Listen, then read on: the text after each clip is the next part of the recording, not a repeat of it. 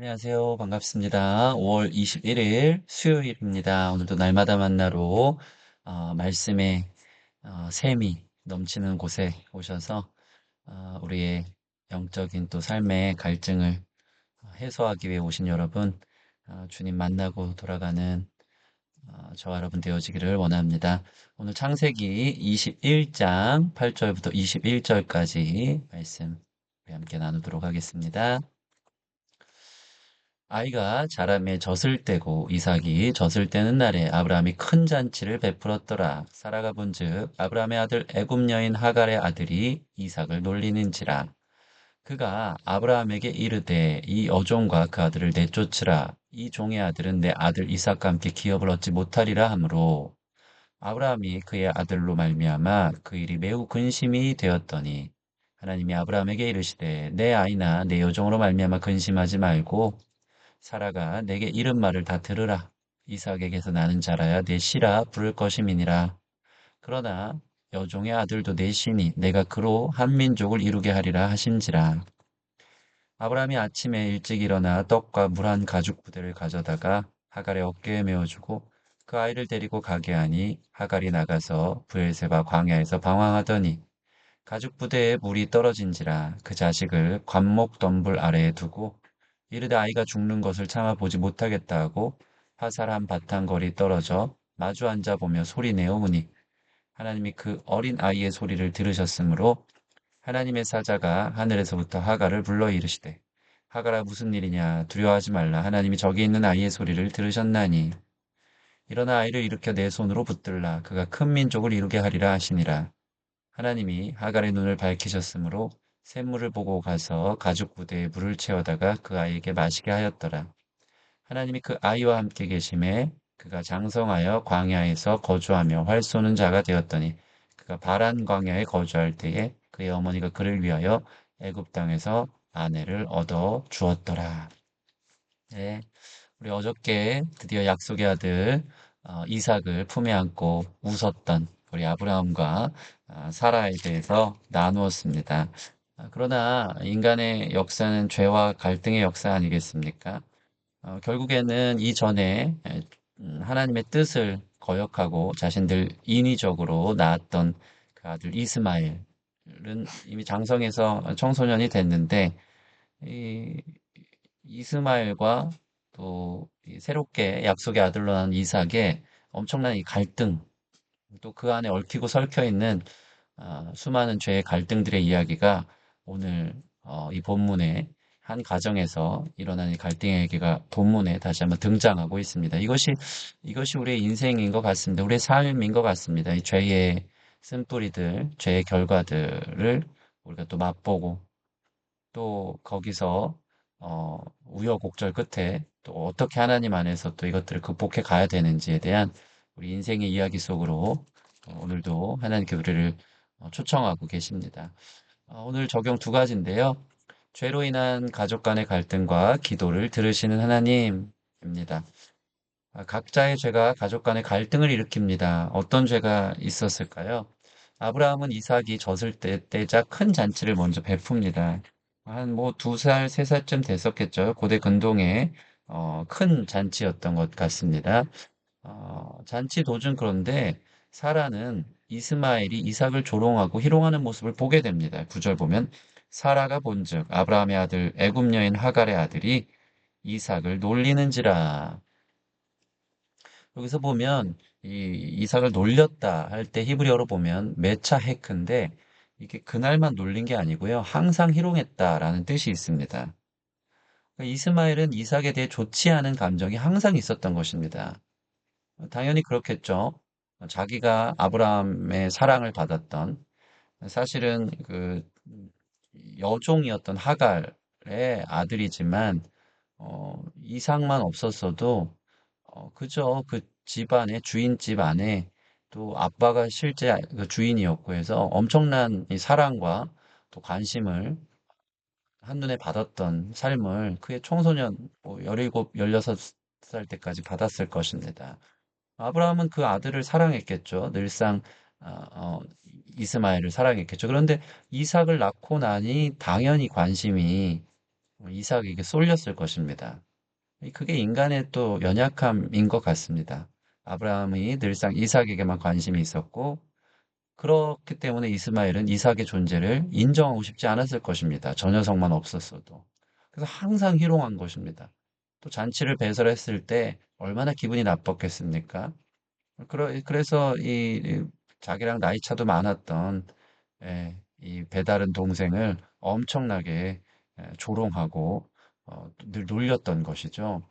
늘 이 모습을 사라가 봤겠죠. 사라는 이스마엘이 희롱하는 모습을 여러 번 지켜보았을 것이고, 이삭을 위한 잔치에서 결정적으로 이스마엘의 희롱이 극에 달했을 때 사라가 그만 격분하여 여종을 내어 쫓으라고 감정을 주체 못하고 극단적으로 행동하고 있는 걸 또 보입니다. 이게 사라의 또 죄악이죠. 10절 보면 그가 아브라함에게 이르되 이 여종과 그 아들을 내쫓으라. 이 종의 아들은 내 아들 이삭과 함께 기업을 얻지 못하리라 하므로 엄청 또 편애하고 이것들을 구분하면서 감정적으로 어, 극단적으로 그냥 내쫓으라 라는 행동을 하고 있는 사라의 모습을 보입니다. 여러분 이러한 갈등들과 얽히고 설킨 가정의 모습을 보십시오. 인간의 연약함이죠. 아브라함의 어떤 우유부단한 결정들, 또 생각들, 죄로 시작된 그 결과들, 또 이스마엘의 죄, 또 사라의 죄, 이것들이 얽히고 설켜서 엄청난 갈등을 지금 일으키고 있습니다. 아브라함의 편애, 이스마엘의 질투와 희롱, 사라의 잔인한 갈등 해소 방법들이 꼬여서 지금 가정에 큰 고통이 시작됩니다. 아브라함은 이스마엘로 인해서 그 밤에 매우 근심했다고 성경은 말합니다. 11절 아브라함이 그의 아들로 말미암아 그 일이 매우 근심이 되었더니 아브라함에게는 친자 아닙니까? 또 사랑했고 잘 크기를 원했고 네, 이게 부성 아니겠습니까? 근데 갑자기 자기의 아내가 당장 내어 쫓으라고 했을 때 아브라함은 너무 크게 갈등하고 성경에 나온 것처럼 매우 근심하게 되었을 것입니다. 이 일이 어떻게 된 건가? 어떡하나? 저 불쌍한 내 아들 이스마엘 하면서 어, 여기서 이스마엘을 내쫓으라는 사라의 요구는 아브라함에게 매우 어려운 것이었습니다. 꼭 그렇게까지 해야 되는가? 아브라함은 그러나 자기 아내의 이야기를 또 귀담아 듣지 않을 수 없었고 이 부부 간의 갈등으로 이어질 수도 있었기 때문에 지금 이러지도 저러지도 못하는 상황에서 매우 근심하고 있는 것이 보여집니다. 그러나 아브라함은 그 밤에 이 문제로 인해 기도했습니다. 매우 근심했다라는 부분들을 보면 그가 근심하면서 기도했을 것이고 그가 기도했을 가능성이 있는 이야기는 12절 보면 하나님이 나타나시죠. 하나님이 아브라함에게 이르시되 내 아이나 내 여종으로 말미암아 근심하지 말고 하나님이 아브라함의 근심을 듣고 계셨고 알고 계셨다. 아브라함이 하나님 죽겠습니다. 너무 힘이 듭니다. 근데 자신의 죄로 인한 것도 아니까 뻔뻔하게 어떻게 구할 수도 없었고 연약함 가운데 신음하면서 하나님의 은혜와 자비를 구했겠죠.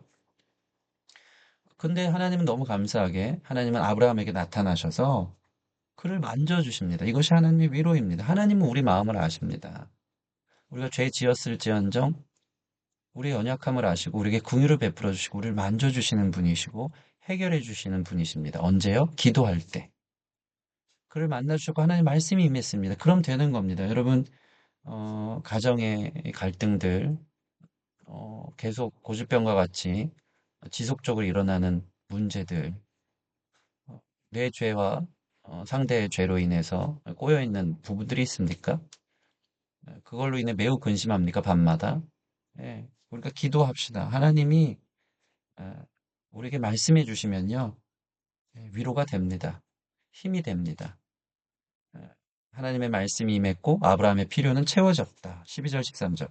하나님이 아브라함에게 이르시되 내 아이나 내 여종으로 말미암아 근심하지 말고 근심하는 걸 아셨죠. 사라가 내게 이른 말을 다 들으라. 그리고 방법을 알려줍니다.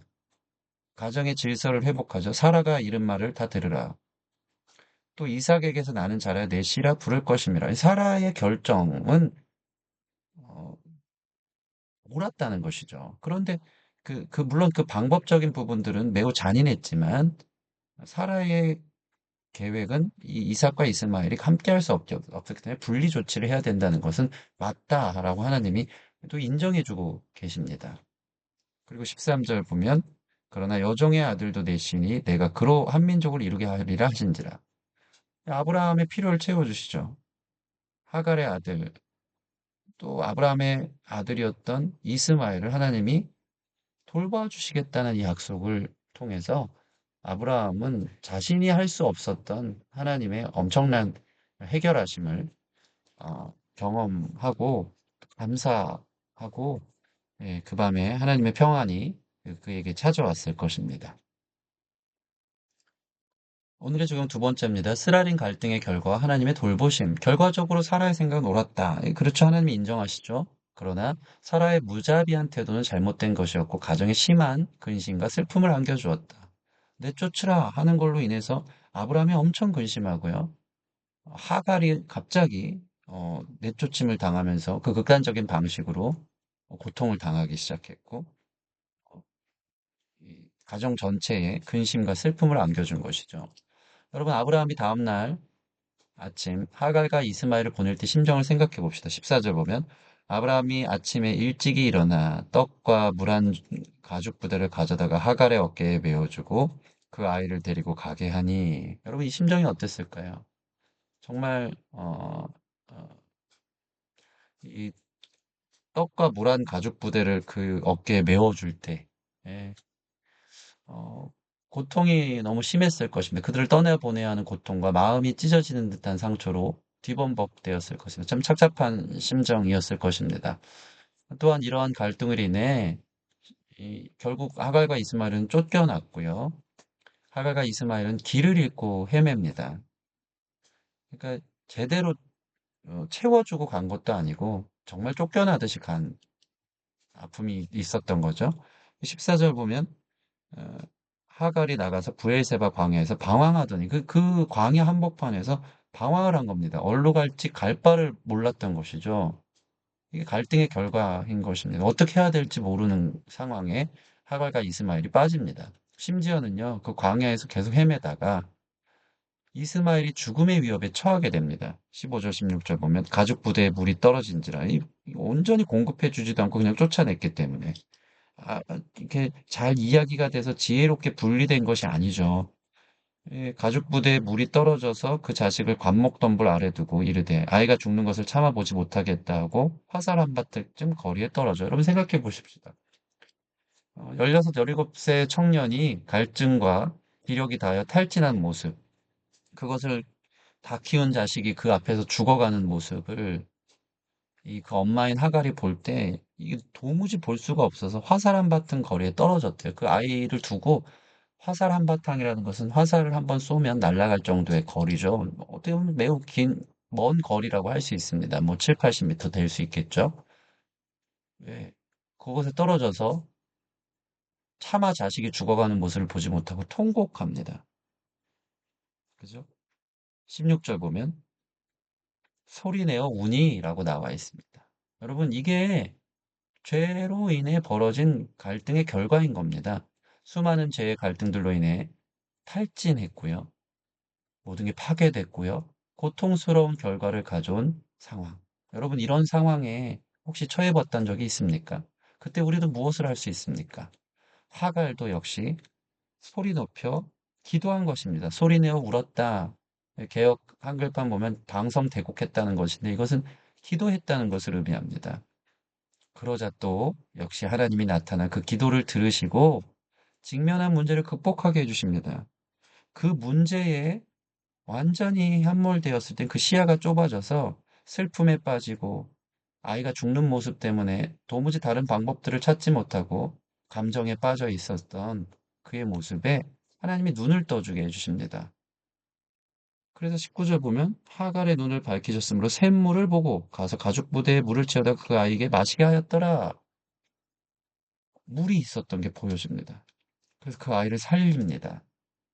심지어 하나님은 20절 보면 하나님이 그 아이와 함께 계심에 지속적으로 그 아이와 함께 계셔 주겠다는 말씀을 주시고 돌보아 주셨습니다. 그리고 결국 그 아이는 광야에서 활 쏘는 자가 되고 바란 강야에 거주하며 또 아내를 얻고 자신의 삶의 길을 살아갈 힘을 얻게 됩니다. 무엇 때문에?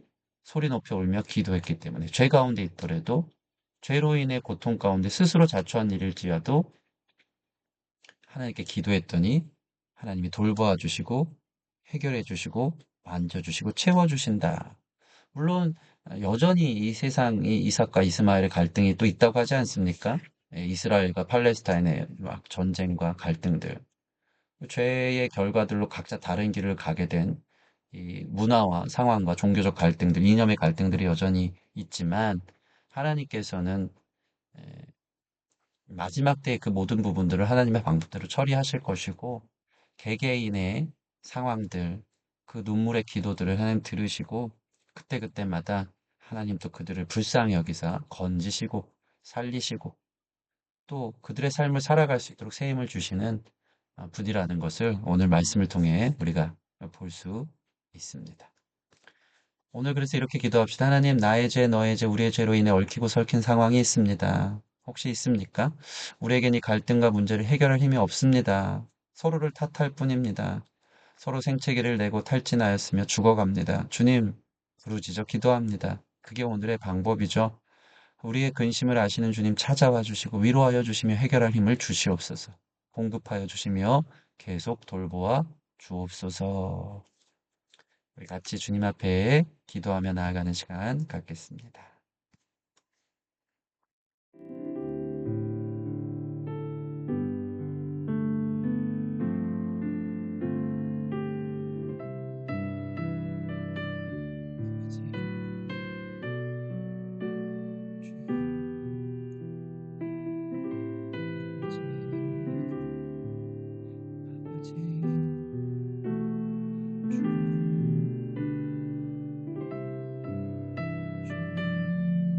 인도하여 주시옵소서. 만져주시옵소서. 건강전으로 만지시고 마음에 쓰려는 근심과 불안한 점을 고치시고 피가 고치시고 이끌어 주실 수 없나이다. 주님 도와주시옵소서. 이끌어 주시옵소서. 주의 사랑을 끼워 주시옵소서. 주여 채워 주시옵소서.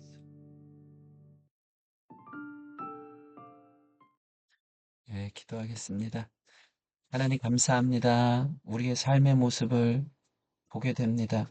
거울처럼 봅니다. 하나님, 죄와 연약함으로 수많은 갈등들이 우리 가정 가운데 또 관계 안에 빚어질 때가 참 많습니다. 이러지도 저러지도 못하고 어떻게 해결해야 될지 못하며 그저 방황하고 또 고통 가운데 있고 또 탈진하였으며 또 죽어가고 있는 우리의 삶의 모습들이 있지 않습니까? 주님, 이런 우리의 상황을 아시고 주님 앞에 부르짖어 기도하는 우리의 마음을 들으시고 오늘 아브라함과 하갈에게 나타나셨던 것처럼 오셔서 우리의 근심하심을 보시고 만지시고 말씀하여 주시고 또 공급하여 주시고 눈을 뜨게 하시고 아버지께서 돌보심을 경험할 수 있도록 은혜와 자비를 허락하여 주시옵소서. 주님께 기도하며 우리 인간의 실수 속에서도 하나님의 역사와 하나님의 계획들을 이루어 가실 것들을 우리 삶에도 경험하고 바라보기를 소원하며 감사함이 예수님 이름으로 기도합니다. 아멘. 네, 기도만이 능력이고 힘입니다. 기도로 승리하는 저와 여러분의 모든 삶이 되어지기를 축복합니다.